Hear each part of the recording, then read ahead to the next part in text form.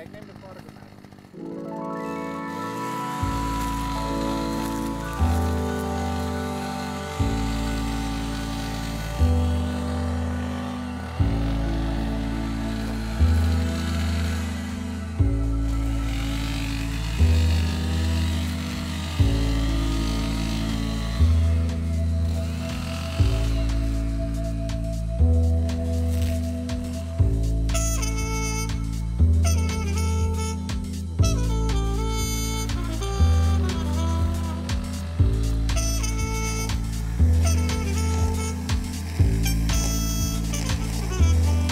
Dit is de afstand van de vrouwen. Die rieden 20 meter korter uit de molie. De molie rieden 160 en de vrouwen rieden 140.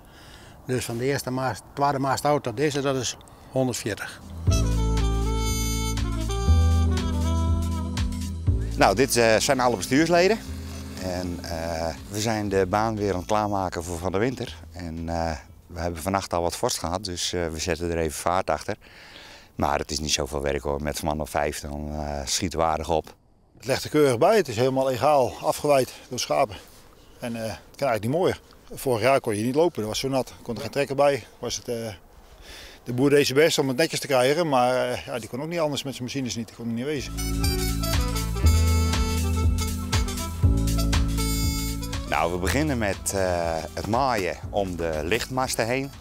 En achter is de uitlaat, die zetten we dicht. Zodat het water nou niet meer weg kan lopen. En als dat allemaal klaar is, dan lopen we weer naar voren.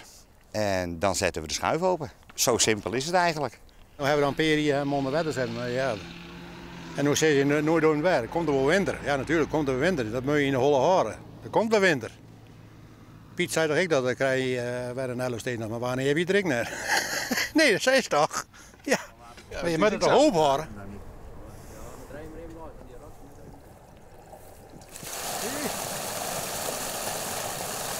Er komt ongeveer 40 centimeter water op te staan. En we hebben hem nu volop openstaan. Omdat we zeggen van nou, als er wel echt vorst komt, dan willen we er ook water op hebben. Dus morgenavond, dan ligt het water er volledig op. Alleen het water is natuurlijk nog wel behoorlijk warm. Dus we verwachten niet direct dat we nou direct een wedstrijd kunnen houden. Maar als het een beetje doorvriest, kunnen we er wel overheen lopen. Zijn medaille is ook mooi, maar ik zou maar zeggen, dit had ik wel wat. Het is dan mooi dat jullie die baan weer even onder water zetten. Dan geven we een nieuwe periode tegemoet. En dat zou mooi zijn dat we lekker een schofje rieden kennen. Het hoeft ik net een maand of 2 maanden, maar als je een paar weken goed rieden kennen, is dat prachtig.